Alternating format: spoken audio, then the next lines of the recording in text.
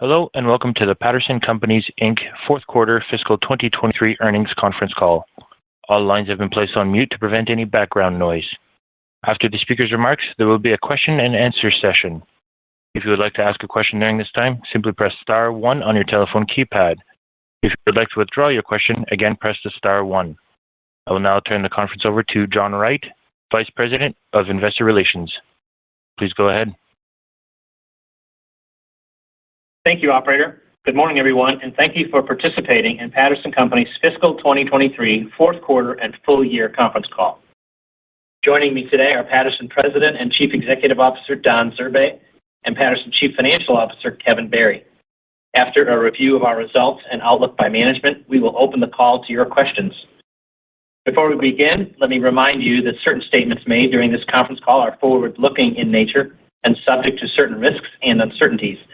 These factors, which could cause actual results to materially differ from those indicated in such forward-looking statements, are discussed in detail in our Form 10-K and our other filings with the Securities and Exchange Commission. We encourage you to review this material. In addition, comments about the markets we serve, including growth rates and market shares, are based upon the company's internal analysis and estimates. The content of this conference call contains time-sensitive information that is accurate only as of the date of the live broadcast, June 21, 2023. Patterson undertakes no obligation to revise or update any forward-looking statements to reflect events or circumstances after the date of this call. Also, a financial slide presentation can be found in the Investor Relations section of our website at pattersoncompanies.com. Please note that in this morning's conference call, we will reference our adjusted results for the fourth quarter and full year fiscal 23. The reconciliation table in our press release is provided to adjust reported GAAP measures, namely operating income, other income expense, net income before taxes, income tax expense, net income attributable to Patterson Companies, Inc., and diluted earnings per share attributable to Patterson Companies, Inc. for the impact of deal amortization, integration and business restructuring expenses, legal reserves, inventory donation charges, and gains on investments, along with the related tax effects of these items. We will also discuss free cash flow as defined in our earnings release, which is a non-GAAP measure, and use the term internal sales to represent net sales adjusted to exclude the impact of foreign currency, contributions from recent acquisitions, and the extra week of selling results in the first quarter of fiscal 22. These non-GAAP measures are not intended to be a substitute for our GAAP results. This call is being recorded and will be available for replay starting at 10 a.m. Central Time for a period of 1 week. Now, I'd like to hand the call over to Don Zurbay. Thanks, John, and good morning, everyone. Patterson had an exceptionally strong fourth quarter, including a fiscal year in which we achieved our financial goals and delivered value for our customers and shareholders. On the top line, year-over-year internal sales increased approximately 6% during the fourth quarter and increased nearly 3% for the fiscal year, including sales growth across both the dental and animal health segments. We delivered year-over-year adjusted operating margin expansion in both of our business segments and for Patterson overall, achieving adjusted operating margin of nearly 7% for the fourth quarter and approximately 5% for the fiscal year. Our strong performance enabled us to return $157 million to shareholders during fiscal 23 in the form of cash dividends and share repurchases. And we delivered fiscal 23 adjusted EPS growth of 7% year-over-year, culminated by a record fourth quarter of 84 cents per diluted share, an 18% increase compared to the prior year. These results are a clear demonstration that our value proposition continues to resonate with customers, progress we are making to drive margin improvement, and outstanding execution against our strategic plan. I'm proud of the entire Patterson team and grateful for their continued hard work and dedication. Before we jump into the details of the quarter, I'd like to take a step back to put our results in context. Our strong performance during the fourth quarter and throughout fiscal 23 is a continuation of the momentum we've been building for several years. I joined Patterson 5 years ago during the early months of fiscal 2019. At that time, Patterson was experiencing challenges that were reflected in several areas, including the company's financial results. In my previous role as CFO, I worked closely with the rest of our leadership team to develop a strategy to change the trajectory of the business, accelerate our performance, and position Patterson for sustainable long-term value creation. Thanks to the focused efforts of the entire Patterson team, I believe we have more than delivered on these objectives. During the period from fiscal 19 to fiscal 23, we have increased reported net sales by $1 billion, with average annual internal sales growth of 5%. Increased our adjusted operating margin from 3.7% for fiscal 19 to 4.9% in fiscal 23, with an average annual improvement of 30 basis points. And we increased our adjusted EPS from $1.40 for fiscal 19 to $2.42 per diluted share in fiscal 23, with an average annual improvement of 15%. Our strong and continually improving year-over-year financial results is clear evidence that our strategy is working. And the numbers are particularly impressive given the past 5 years include the historic challenges posed by the pandemic and other macroeconomic factors. The key takeaway is that we have a great foundation to build from and a proven track record of success. And with the combination of our culture, strategy, and people, I am confident we will continue to drive improved performance over time. Now I'll provide some more detail on the growth drivers in each of our segments during the fiscal fourth quarter before sharing some perspective on the path ahead. Let's start with dental. In the fourth quarter, dental segment internal sales increased 8% year over year, including growth across our consumables, equipment, and value-added service categories. We also achieved year-over-year operating margin expansion in the fourth quarter and for the full fiscal year. A few specific highlights from our dental segment. First, equipment sales were up 19% in the fourth quarter on a tough prior year comparison, driven by strength across all equipment categories. As we've discussed previously, our quarterly equipment results can fluctuate quarter to quarter due to factors that influence the timing of sales. But when you widen the lens, the long-term trend of our equipment sales performance provides a clear view of our strength in this category. Over the last 8 quarters, our average quarterly equipment internal sales growth is 8%, evidence that our dental customers are investing in their practices, and a testament to our value proposition and market-leading capability to sell, finance, install, and service new technology innovation. Second, our consumables portfolio of non-infection control products continued to perform well, with over 4% internal sales growth. Within our infection control product portfolio, we are still experiencing the deflationary impact for certain products compared to the year-ago period. While this impact is moderating, we expect this trend to persist into fiscal 24 and stabilize in the second half of the year. And third, our value-added service category achieved double-digit internal sales growth during the fourth quarter, primarily due to strong performance in technical service, software, and e-services. Value-added services represents a comprehensive suite of offerings we provide to our customers that makes us an indispensable partner to their practice. These offerings are central to our value proposition, create sticky customer relationships, and enhance profitability. Our comprehensive suite of software and e-services products include on-premise and cloud-based solutions that handle everything from revenue cycle management to practice analytics and insights and patient communication. These products truly are the nerve center of a dental practice and help our customers operate efficiently, scale their business, and provide a better patient experience. Software and e-services are a key part of our strategy going forward, and we will expand our investment in this area to ensure Patterson remains the partner of choice for dentists looking to modernize their practices. Additionally, our leading technical service offering both contributes to and benefits from our strong equipment sales and allows us to serve our customers at a higher level. We believe our technical service offering is a competitive advantage for us as our customers turn to and trust Patterson for ensuring their equipment is delivering for their practice. Looking ahead, the dental market remains healthy, and we are confident that our dental business will continue to benefit from strong fundamentals, including an aging population, demand for practice modernization, a growing appreciation for oral health, as a key link to overall health, and consistently strong traffic following a rebound from pandemic levels. I'm proud of the dental team's execution and commitment to serving our customers. Let's now turn to animal health. During the fourth quarter of fiscal 23, our internal sales increased 3% year over year, driven primarily by sales growth in the companion animal business. The animal health segment also achieved operating margin expansion in both the fourth quarter and for the full fiscal year. In companion, our internal sales in the fourth quarter increased by mid-single digits as we continued to outperform a healthy and growing market.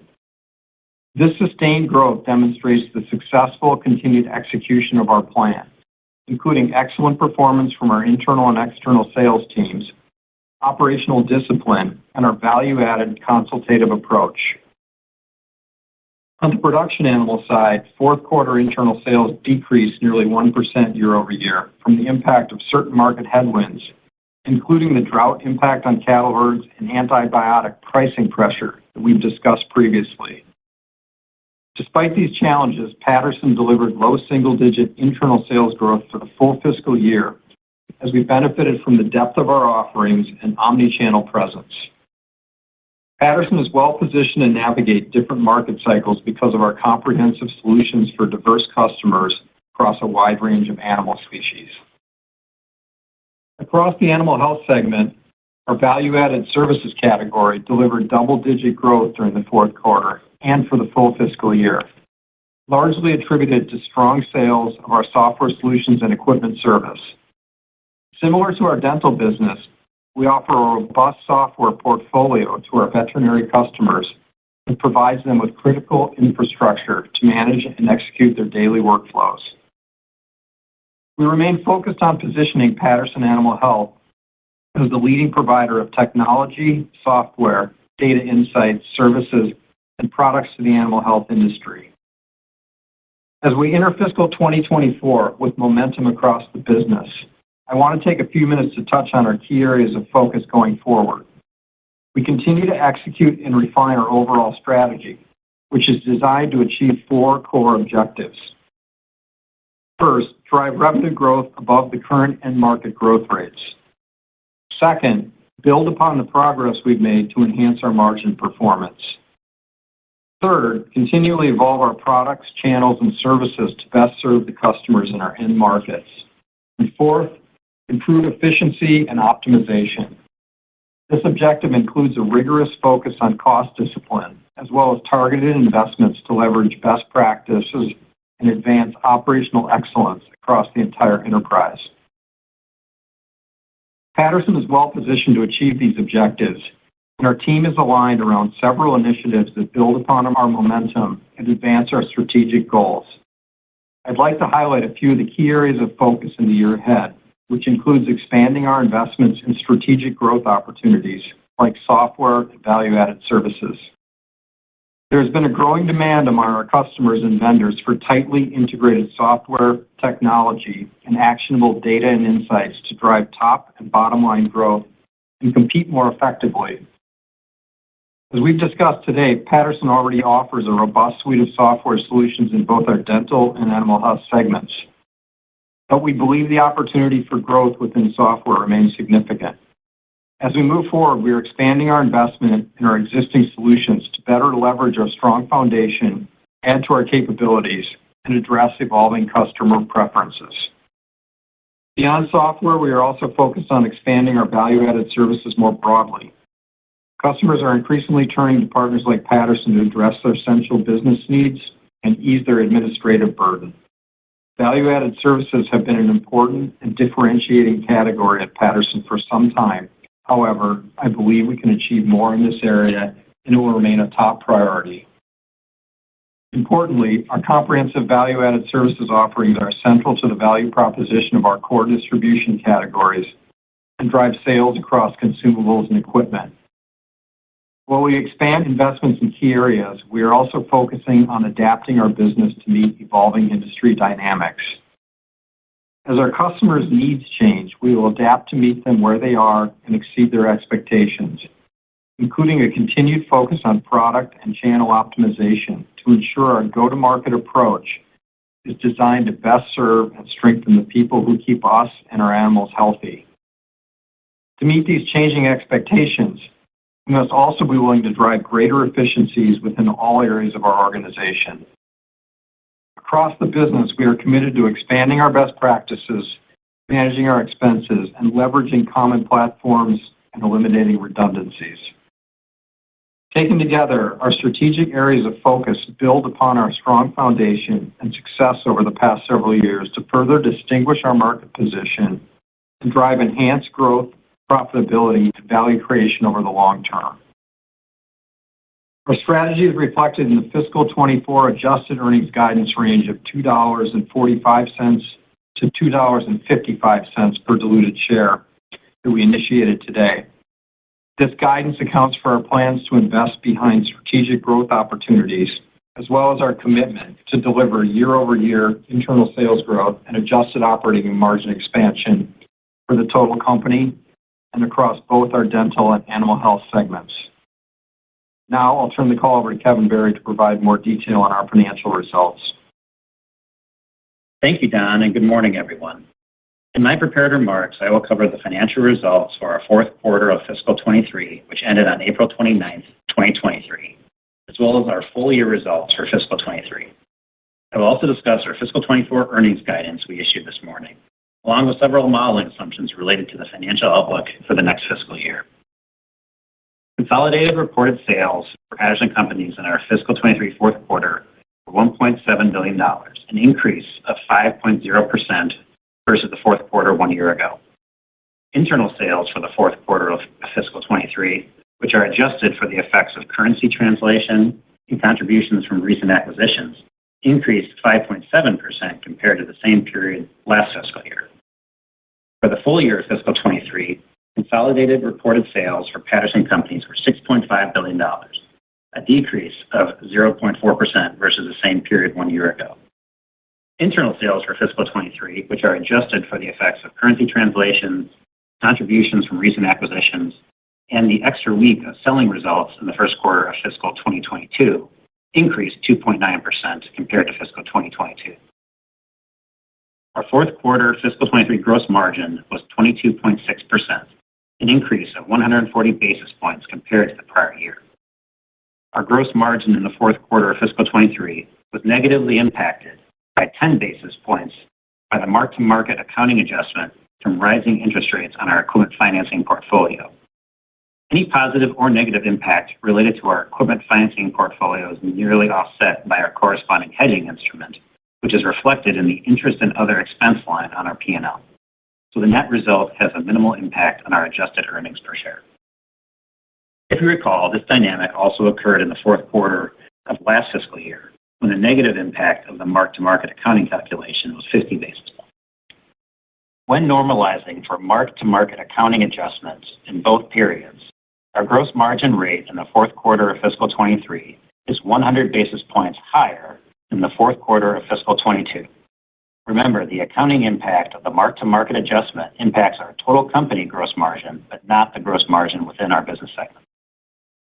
For the full year of fiscal 23, our adjusted gross margin was 21.2%, an improvement of 138 basis points compared to the full year of fiscal 2022. Normalizing for the impact of the mark-to-market accounting adjustment to the equipment financing portfolio in both periods results in a 50 basis points improvement in our gross margin in fiscal 23 compared to fiscal 22. Importantly, during the fiscal fourth quarter and for the entire fiscal 23 year, each of our business units posted a year-over-year increase to their respective gross margins versus the prior year period. Across the company, we continue to focus on pricing and cost execution and improving our mix by driving higher growth of margin-accretive product categories. Adjusted operating expenses as a percentage of net sales for the fourth quarter of fiscal 23 were 16.0% and favorable by 26 basis points compared to the fourth quarter of fiscal 22. For the full year of fiscal 2023, adjusted operating expenses as a percentage of net sales were 16.4% and slightly unfavorable to the prior year by 15 basis points compared to fiscal 22.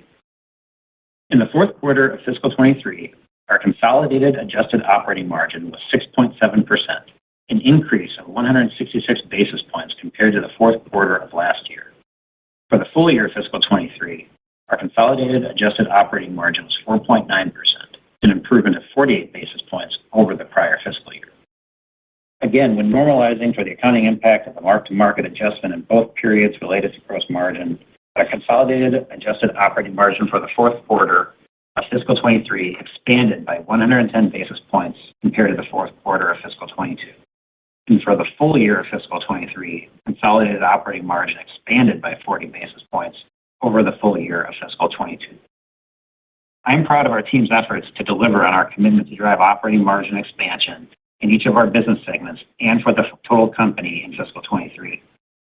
The foundational initiatives we put in place to improve gross margin with pricing and cost execution, working more closely with strategic vendors who reward us for our sales performance, driving improved mix, exercising expense discipline, and leveraging our cost structure have certainly translated to a higher level of profitability for Patterson.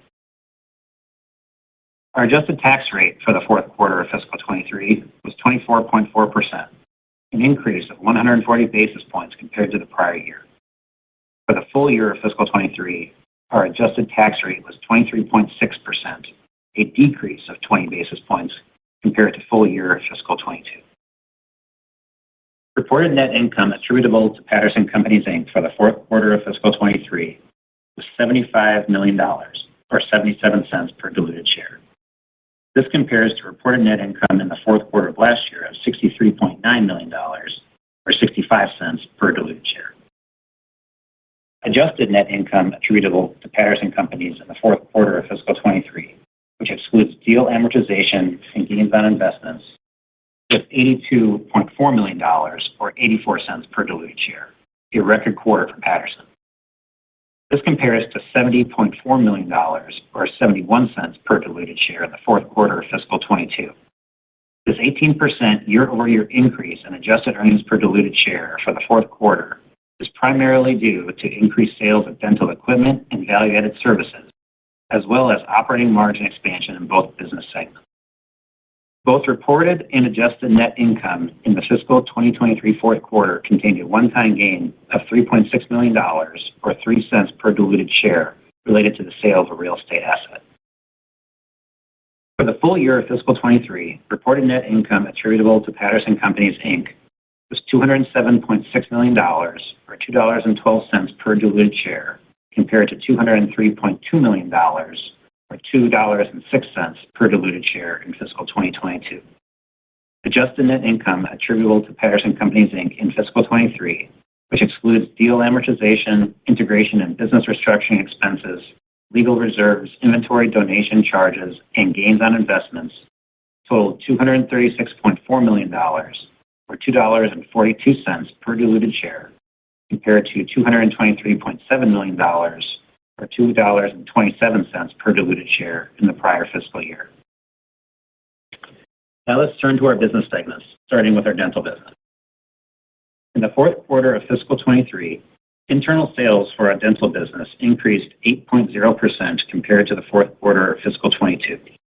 When excluding the impact of price deflation of infection control products, internal sales for our dental business increased 10.8% in the fourth quarter of fiscal 23 compared to the fourth quarter of fiscal 22.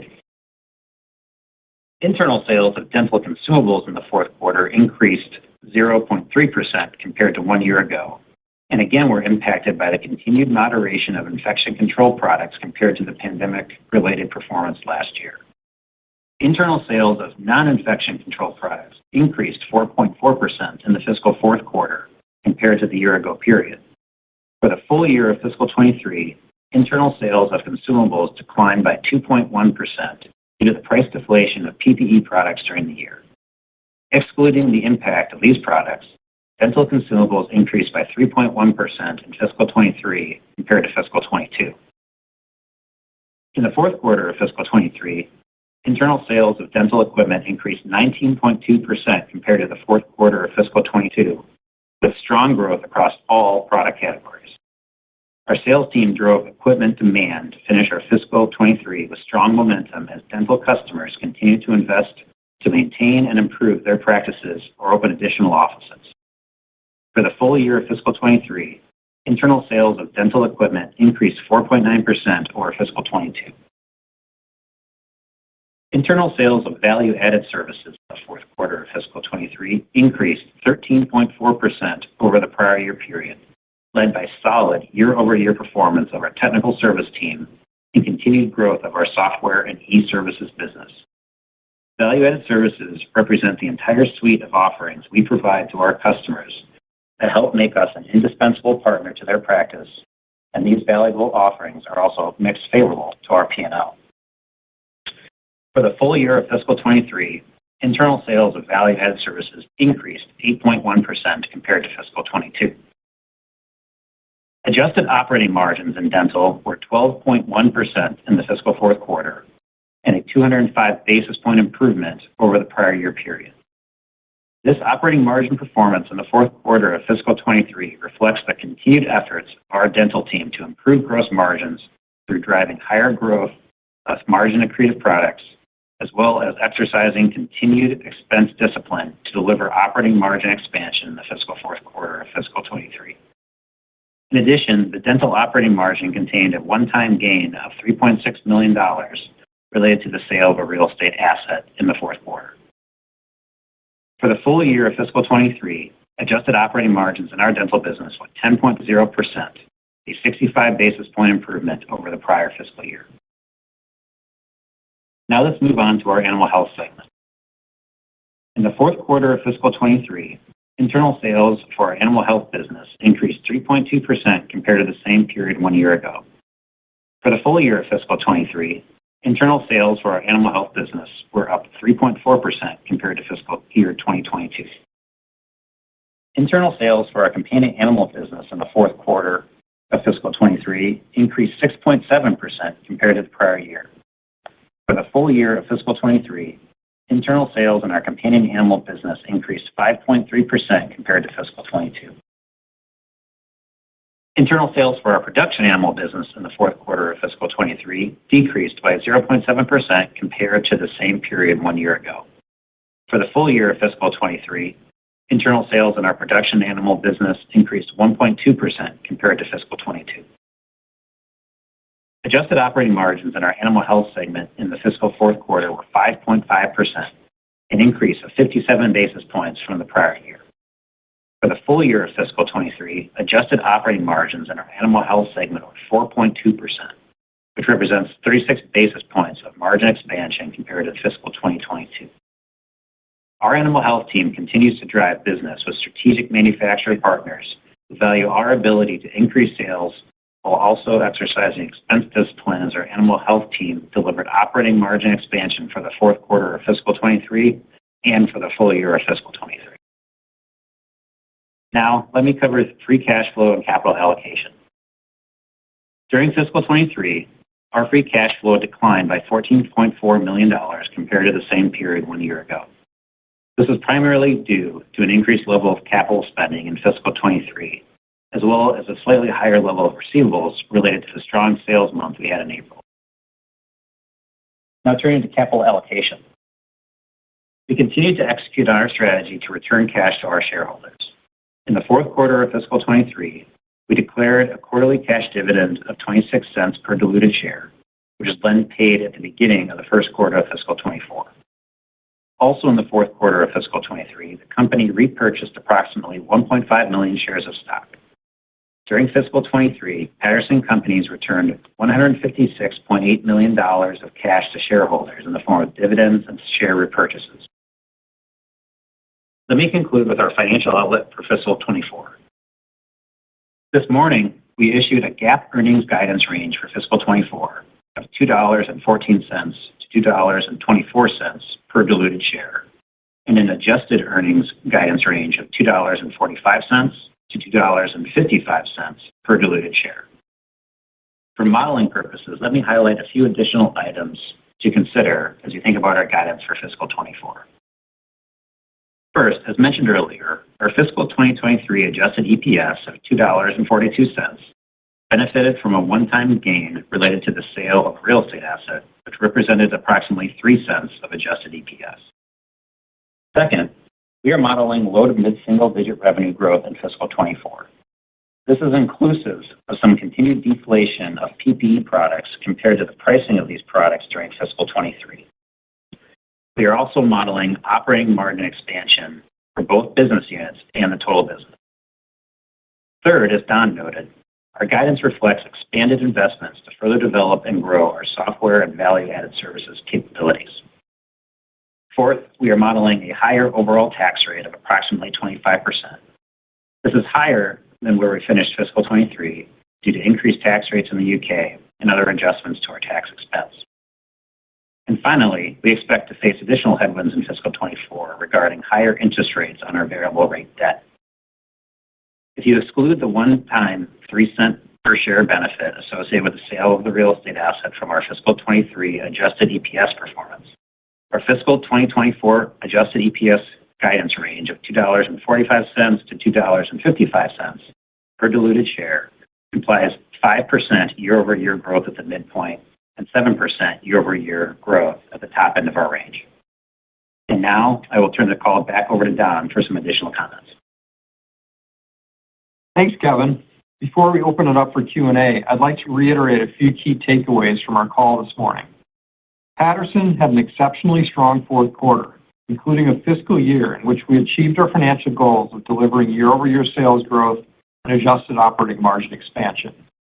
Our performance during the fourth quarter and throughout fiscal 23 is a continuation of our track record of success over the past several years. We continue to execute and refine our proven strategy to build upon this momentum.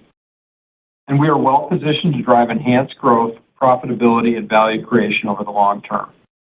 That concludes our prepared remarks. Kevin and I will be glad to take questions. Operator, please open the line. Thank you. And if you have a question, please press star 1 on your telephone keypad. And if you want to remove yourself from queue, press star 1 again. One moment for your first question. Your first question comes from the line of Jason Bednar of Piper Sandler. Please go ahead. Hey, good morning, and congrats on a real nice quarter to close out the fiscal year. Don or Kevin, the margin performance here was extremely impressive in the fourth quarter. We've been going along a path of modest margin expansion here, for the last, call it few years. But the last couple of quarters, you just blown that out of the water. I understand the dental equipment strength this quarter probably helped, but you're sitting at multi-year highs in each of dental and animal health, even after adjusting for that one-time gain in dental that you mentioned. So it's been a long road to get to where we're at, but could you talk about how you think about these multi-year high margin performances as we think forward to the coming years? I know you don't have a formal LRP out there, but where do you see the potential for dental and animal health as you look ahead to the next few years? Yeah, thanks, Jason, and appreciate the comments. I think the margin journey has really been the last, you could say the last 4 or 5 years. But, what we're looking at is the fact that the programs we put in place are working. The things that we're doing, we think are impactful and sustainable. And so as you look forward, I think we would talk about, and I think we have talked about, op profit margins for the company. We like the 20 to 30 basis point improvement on a year-over-year basis.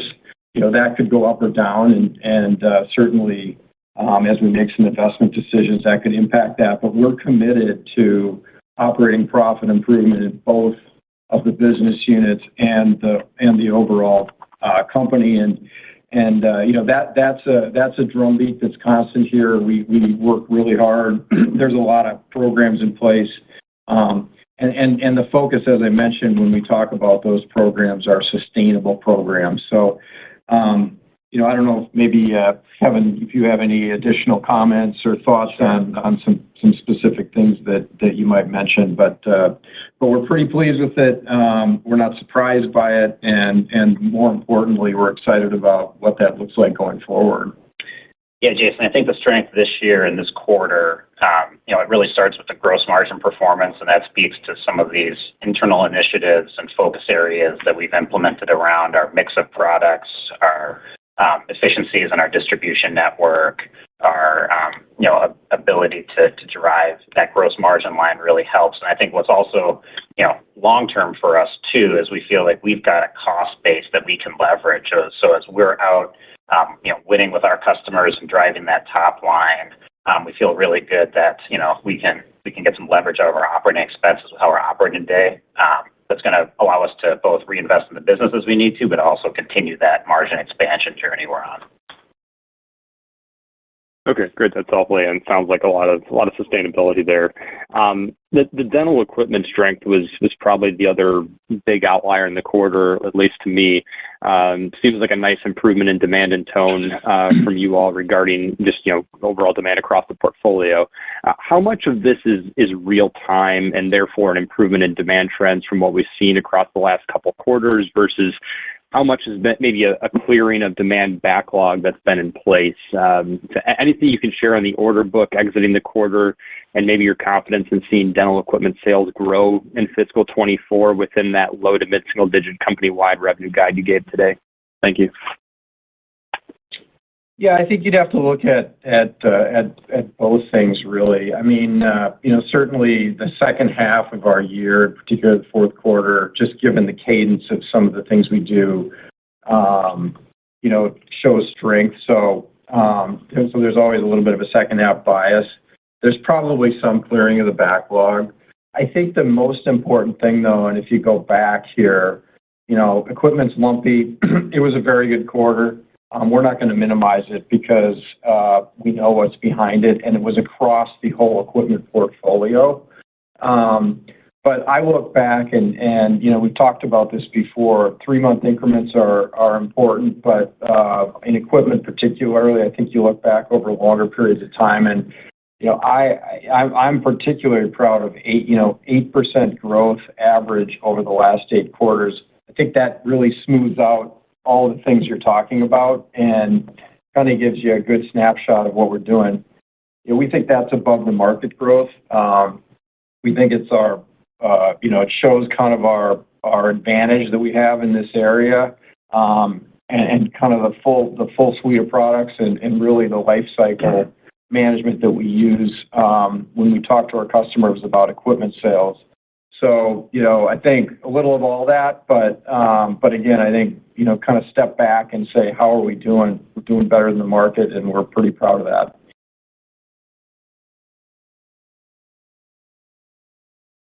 Your next question comes from the line of Michael Cherny of Bank of America. Please go ahead. Good morning. I want to echo the comments on a strong quarter and robust outlook.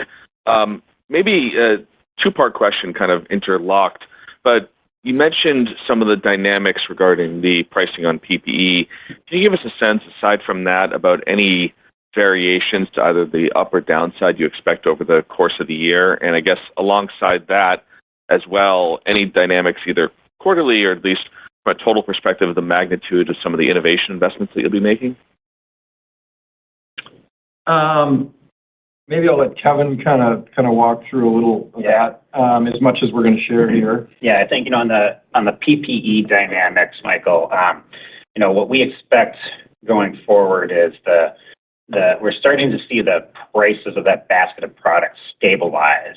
But on a year-over-year basis, when you compare back, first quarter, F24 to 23, we still expect to see a bit of a headwind that really should dissipate as we go through the first half of the year. That's really when we should lap it. That is built into our guidance. So, and we're in the guidance details I gave on the call, that's all built in there. I'd say on some of the investments that we're anticipating making here this year, I'd say those, we're starting those now. There probably will be a bit of a ramp as we go over the course of the year on the OpEx line. And anything else that's seasonally different from what you'd expect normally? Obviously, I think Jason asked about coming off the strong equipment quarter, but any other moving pieces, any product launches on either segment that you're expecting to have a meaningful variation versus what you normally expect in a given year, or what's built in the guidance? No, I don't think so. And again, I think Kevin mentioned some things that, year over year you can look at that impacted when he talked about guidance. Obviously, the increasing interest rate environment, at least just on a year-over-year basis, is a headwind, and the software investments and those kind of things. But that's all built into the guidance. I think what it really shows is even with the guidance we've given, which is strong, we feel the underlying business is really set up to overcome those headwinds. Thank you. And your next question comes from the line of Nathan Rich of Goldman Sachs. Please go ahead. Hi, good morning. Thanks for the questions. I wanted to start on dental consumables. I think, up 3.1% for the fiscal year ex infection control. And Don, I think you called out kind of consistently strong patient traffic. Can you maybe talk about how you feel about the health of the end market, and maybe for the fiscal year, how volume kind of compared to price, and should we think about a similar level of dental consumables growth into fiscal 24? Yeah, I think this is an area where, at least in our business, what we're seeing is very steady traffic. I think our own internal data and the ADA data on utilization really is kind of bearing that out. But we're certainly seeing that in our customer base. And it's a combination of price and utilization. And I think as we look into next year, we're really not modeling any significant fluctuations in that. I think that's a good proxy right now for the way the business is operating. And probably if you're modeling it for next year, you'd look, for us at least, you'd look at that same kind of dynamic. Great, that's helpful. And as a follow-up, I wanted to go back to the earlier comments on margins. I think you talked about the 20 to 30 basis points as being a good target, but could you maybe just frame the opportunity from here relative to what it was, in fiscal 19? You obviously talked about the progress that you made, but margins are kind of now back above where they were kind of 5 years ago. Where do you kind of see the longer-term margin potential for this business? You used to be at kind of 6 to 7% margins. Is that eventually where you can get back to if we look over, the next 3-5 years and play this forward? Yeah, Nathan. Well, I think I'd like to stay away from too much long-term guidance on specifics. I think, over the last 5 years, in the earlier years in that cycle, we probably benefited a little bit more just from, the idea that we were getting the business back on track and improving, where we were. But at the same time, we were putting in programs that were sustainable and that we thought would benefit our margin on a more consistent basis and long-term basis going forward. And so right now what we're seeing is the benefit of those types of things.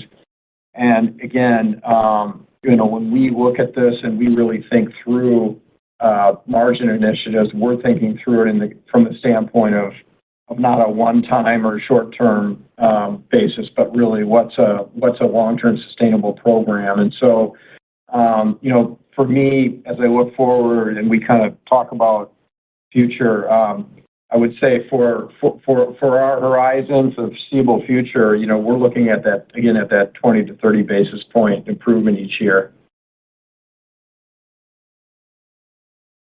Thank you. And your next question comes from the line of Jonathan Block of Stifel. Please go ahead. Great. Thanks, guys. Good morning.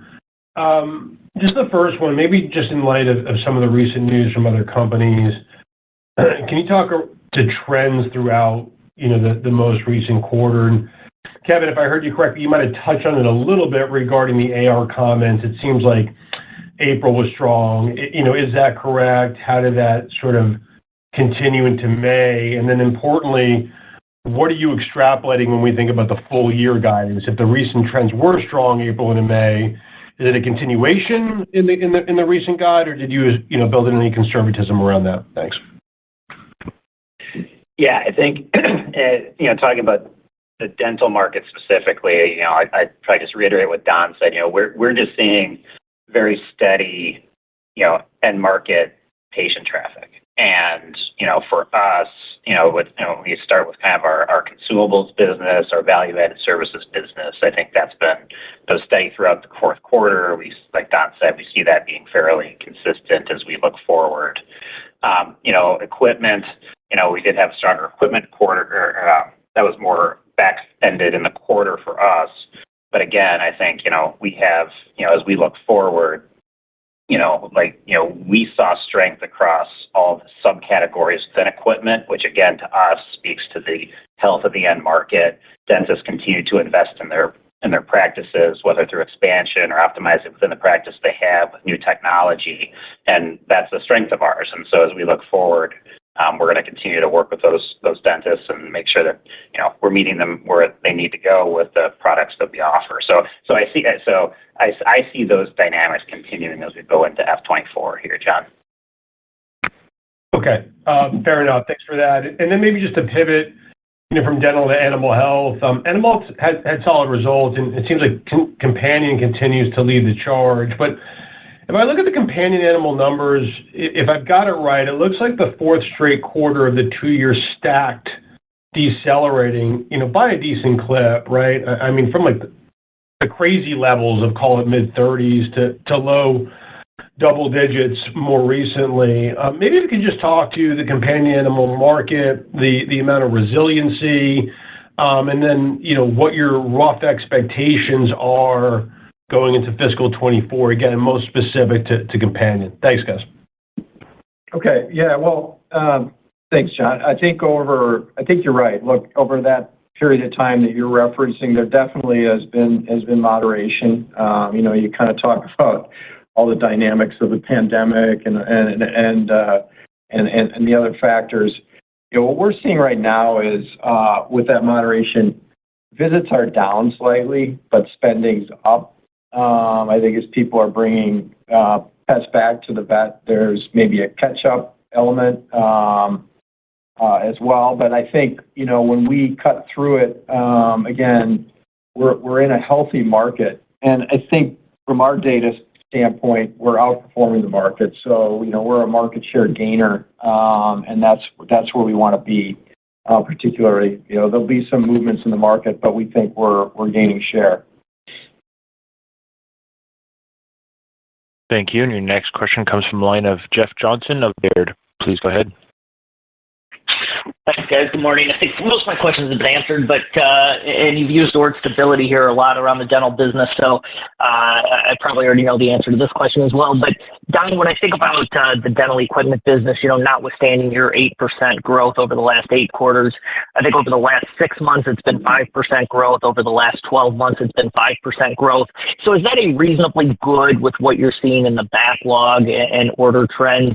Is that kind of mid-single digit on dental equipment a good jumping off place to be thinking about as we go into fiscal 24 here? And then maybe if you could just talk about pricing around tech in equipment versus basic. I know basic is up very nicely. Is that helping offset fully some of the deflationary pressures on the tech side, or just how those two are balancing out on pricing? Thanks. Yeah, well, Jeff, I think good question. I think on your 5% over the last 12 months, and we have 8% over the last 8 quarters, but I think that mid-single digit range is good. I think that's a good way to think about this over the slightly longer term. On the pricing, I think for us, we're seeing, again, not to beat on stability, but I think we're seeing pretty good stability on our pricing in this area. We have a healthy program and a disciplined program, and the pricing is held up in spite of some of the macroeconomic trends, and so has the demand. So for us, this has been a good story and expect it to continue to be. Yes, that's helpful. And then I guess a follow-up question just on the consumables business. Obviously you guys are overweight kind of general consumables, but with the Dolphin business and that, I think you probably have some decent insights, at least on the orthodontic side. One of the things we've been seeing in our survey work is clearly the patient volumes are holding in, but maybe spend per patient or some of the high-end, high acuity mix coming down a little bit. So just what's your sense on kind of how much that that steady patient flow is really helping the hygiene and the general consumable side versus the spend per patient and maybe what you're seeing in some of your orthodontic data or anything like that would help us understand kind of that higher acuity spend level versus the general hygiene. Thanks. Again, I think if you're getting at the mix of just demand and pricing, I mean, I think it's kind of a little of both. I guess I'm not, the orthodontic data probably isn't quite as applicable to us, so I would reference us back to more to the dental data, the ADA utilization, and just again. All the different elements of data that we are looking at really point to that kind of steady traffic theme. Thank you. And your next question comes from the line of Elizabeth Anderson of Evercore ISI. Please go ahead. Hey guys, thanks so much for the question. Talking about some of the investments that you guys are thinking about in terms of software and value-added service, I think I heard you on one of the prior questions say that would sort of be reflected in the OpEx line.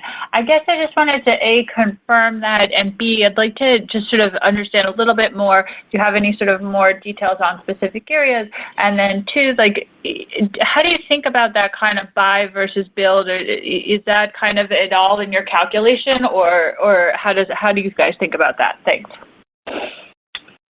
Yeah, Elizabeth, thanks for the question. I think let's maybe start with the buy versus build. I mean, we're looking at both as we continue to enhance our capabilities. We are generally committed to build. I think that's been our history, and that's been where we've been with Fuse. The investments themselves, that it is reflected in the guidance. There's an element of operating expense. There is an element of capital that's involved. But overall, the higher investment is reflected in all the comments and the numbers we're talking through here today. And then additional capabilities. I guess I wouldn't get into all the just competitively get into all the specific capabilities. I think I would say that we are making investments in both our EagleSoft platform and Fuse. I think our view is that we really are excited about where these products are and where they're headed. It's a very fast-paced and evolving area. So for us, having the features and functionality we need is important. But again, not only on the on-prem side, but on the cloud-based side. And so there's a lot of things happening here, a lot of technology and innovation, and it's happening quick. And so we're determined to stay ahead of that. Okay, that's very helpful. And I guess my next question is, should we think about the general dentistry market and sort of your presence among DSOs? How is that strategy at all changing? Have you seen any new dynamics there? I mean, obviously you have some large customers. How are those relationships? We haven't heard an update on that in a little while, so I'd just be sort of curious how you're viewing that in the current environment. I think really pretty steady. This area. I mean, it's evolving, but our strategy is consistent, and so overall, I think this is a good story. I don't really, there's the national side, there's the regional side. Obviously, we're working on both of them. We think we have a good core competence, particularly on the regional DSO kind of area. But probably nothing new to report in terms of any different dynamics. Thank you. Your next question comes from the line of Kevin Caliendo of UBS. Please go ahead. Thanks. I guess first one is just on cadence. I know you don't like to give quarterly guidance and the like, but there is some lumpiness to some of the numbers, and just any kind of color you can provide us or help you can provide us as we think about modeling out the year to get to the guidance for the full year in terms of in terms of quarterly or first half, second half, or even just sort of revenue growth expectations or margin expectations? Yeah, Kevin, I'd say, I think as we look forward, our first half, second half splits should be fairly in line with the past couple of years in terms of how we're modeling it right now. Okay, great. And that's from an EPS perspective is what you're describing? Right. Perfect. You talked a little bit on the equipment side and said there was strength across all three categories. I think you also said maybe there was a little bit of a drawdown in backlog. Can you maybe talk about where you're seeing demand, where maybe you saw some of the backlog come in a little bit, where maybe demand increased a little bit across the categories, as best you can? Any sort of color across the three about the changing dynamics between demand and backlog but what you expect to be going forward more than looking back? Yeah, I think again, as we mentioned, it is a bit lumpy. So to me, we watch it we watch it, through each of the categories and look at the data. I think the backlog kind of reflects the lumpiness. So the backlog at times is high, at other times is low. But I haven't, I'm not drawing, and I don't believe there's a correlation here between anything that's going on with our backlog at any time and kind of overall traffic and demand. It depends more on innovation cycle, inventory we're holding, and then installation. So, but nothing that we think would be interesting in terms of reporting this out right now that would give you more insight. If I can ask. Pardon for that. I'm going to move on to the next question. I'll bring up the person again in a second. And the next question comes from Brendan Vasquez of William Blair. Please go ahead. Hi, everyone. Thanks for taking the question. Just one on equipment that we were talking about before. Some of the other peers in the space have been talking about how equipment demand has been strong, but there's been a little bit of a shift, maybe in some markets, especially like intraoral scanners, towards lower price, maybe as we get higher in adoption curve. Curious if you guys are seeing any, maybe the answer is no, given how strong of a quarter you had within equipment, but curious if you're seeing any higher demand for lower end prices within that segment or not. Yeah, I think I guess what I'd say is I think our teams do a really good job of managing through those dynamics when they pop up. I mean, we've got a pretty broad, selection of, multiple equipment categories and technologies. And, our team, out in the field does a really good job of understanding what a dental practice needs and how to meet those needs.